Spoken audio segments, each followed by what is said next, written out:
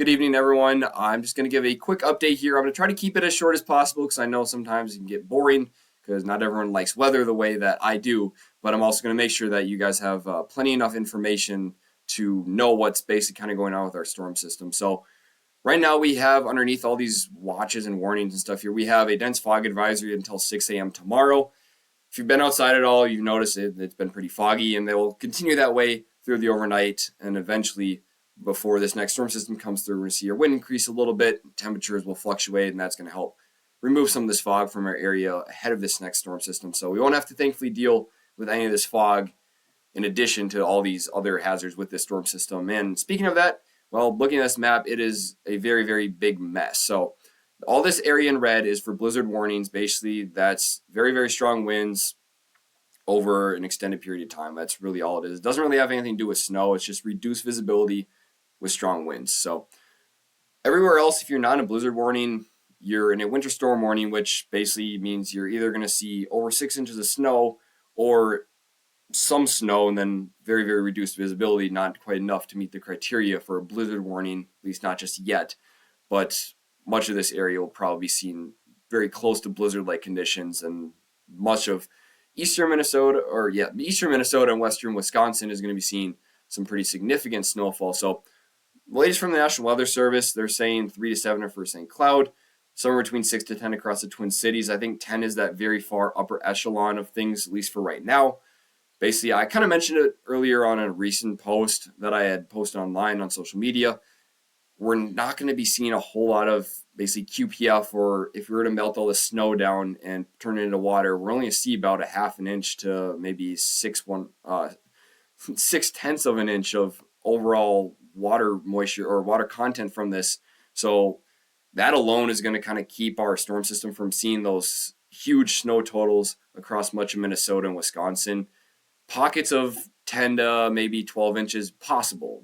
Honestly, it's probably likely, but for right now, it doesn't look like it's going to be widespread double-digit snowfall totals, maybe closer to that 6 to 9 range, 5 to 9. And then St. Cloud, maybe you could trim off maybe closer to the 3 to 7, 3 to 6 range. I do think it's possible, though, we could see this shift a little bit further off to the west again, just based on recent trends of what we've been seeing. I wouldn't be terribly shocked, and it wouldn't also terribly shock me to see just our overall trough and storm system has slowed down a little bit, which means, at least from what we were expecting 24 hours ago. So that means we could see a little bit more of a stronger system, then also a little bit more snow, especially if it does, or if our low does push a little bit further off to the west. So wouldn't shock me to see St. Cloud if we wake up with this shifted a little bit further, and maybe see us 3 to 7, 3 to 8. I feel very confident with St. Cloud getting at least 4 inches of snow, and the Twin Cities getting at least 6 to 7 inches of snow. It would not shock me at all. Seems very likely, at least as of right now.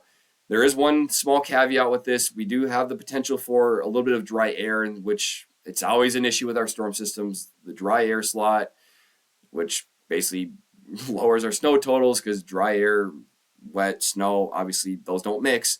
And if you have dry air, you have to basically burn through that layer of dry air before you can reach the surface. So if we do get some dry air, that could limit our snowfall totals. But for right now, it doesn't look to be too much of an issue. Should be pretty well saturated. And then we do see those winds sitting right around 40 to 50 mile an hour wind gusts. So very, very strong winds, sustained winds somewhere between 20 to 30 miles an hour. Very, very fast winds. And that alone, with after our snow changes from that wet, heavy snow to more of our softer, fluffier snow after the first couple hours and temps cool off, that's where we're expecting those blizzard conditions to come from. So overall, where our storm system's coming from, this is our jet stream, our river of air. And if we can see, you've heard me say it multiple times, we see this trough form, and on that far left front nose or the left exit region of our jet stream, very, very favorable area for lift. And you need lift to get our storms because you need things to rise before they can freeze, condense, and fall back down to our surface. So very, very favorable area, and that puts much of far southeastern and far western Wisconsin in a very, very favorable spot for this storm system. And you might say, well, a day and a half ago, we weren't expecting anything. And that is true because the models were showing something which basically This is what they were. So this was the model that ran on Christmas Day at, on Christmas Day. So basically this would be Christmas Eve um, at 6 o'clock. So what we saw was this, where our jet streak was a little bit more elongated, kind of a faster moving storm system, which meant it was going to more develop over parts of the Great Lakes and up into Canada, maybe far northern Wisconsin as well, up into the UP. But as we went across time, our storm system both slowed down, which continued to move our low further to the southwest, which meant more snow for us, and we saw a much deeper trough. So this alone brings so much colder air, and it's honestly getting close with each run to being more of a cutoff low, and that would slow things down much more, which could mean we could see a little bit more snow if it doesn't have the ability to get pushed along with the rest of our jet stream. But I think it should be moving along just fine, especially with some stronger winds off to the south of our low. But basically, that means a lot more cold air is going to get wrapped into our system, a lot stronger of a storm system, versus initially it's just going to be kind of a cold front that moves through, just brings much colder temperatures, and maybe just right along that cold front is where we're going to see snow, which is why that's why we've seen such a dramatic shift in this forecast over the last 24 hours. So this is how things are tentatively going to play out. We're going to see our storm system start to produce some precipitation across far southwestern Minnesota. This is right around 6 a.m. tomorrow morning. So the first hour or so is going to be kind of right along that freezing line. Could see a little bit of freezing rain, some sleet, otherwise some heavy wet snow. And basically behind that, along with our cold front, it's going to bring some much very, very colder air and some drier air, and that dry air could cause a little bit of issues like I kind of mentioned before. But it's going to bring some much colder air, and that's going to allow our snow to, at least our initial snow, is probably going to freeze, especially if it's some of that wet, heavy snow, or if it was rain, it's going to freeze and become ice, which could pose another hazard in itself. But regardless, we're going to see snow for a majority of our day starting pretty early in the morning.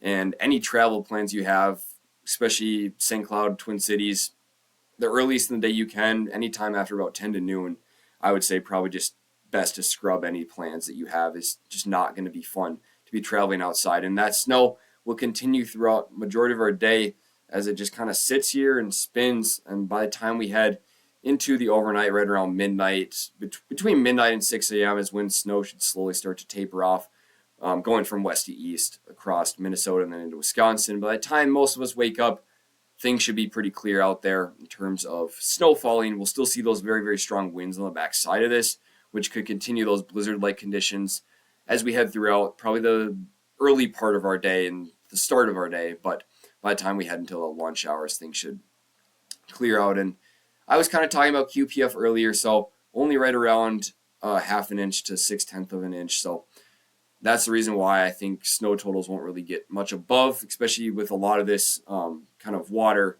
content is going to come from the initial heavy kind of wet snow. And we're not going to see, it's going to be more of that fluffy snow. It's not going to add a whole lot in terms of water. So if this goes up, we could see a little bit more snowfall, but that's going to be kind of our limiting factor of why we're not going to end up seeing as much snow. So models are in a good consensus for the most part. I use the European model. It's my favorite. It's usually the most accurate in terms of snowfall. At least it has been, especially this year. It's been very good compared to any of the short-term models like the HRRR or the NAM. All those models haven't been great. They've been more playing catch-up to what the European and the GFS have been saying. So this one I think overdoes it just a little bit in terms of overall snowfall, but I think it's a good idea of that a good swath of somewhere between 6 to 10 inches of snow is going to fall across much of Minnesota, and this has been up on the trend of more and more snow over the past 24 hours. So this, along with the reason of our overall storm system strengthening, is going to be kind of the reason why I'm expecting our storm system to be a little stronger. And then also I might see a little bit more snow. So I'll have more updates tomorrow morning, but that's kind of the broad basics of what you need to know with this storm system and the overall timing and what we could be seeing. So if you have any questions, certainly feel free to ask. I am more than happy to answer them, especially if it's about timing or driving or certain locations. we should have a much better idea early tomorrow morning or even late tonight with what's going to happen as this low pressure is going to continue to develop. It should basically have crossed the Rockies by now and should be developing. So overall, it's going to be very, very nasty. Please, if you have to drive or be out on Sunday, take it very, very slow. It's not going to be fun out there, and it's just going to be a mess. So hopefully everyone has gotten all their travel plans. But yeah, I'll have some more updates if it seems necessary, if things really change, or if as we get closer. And like I said, ask plenty of questions. And I hope you guys all stay safe and have a fantastic rest of your night.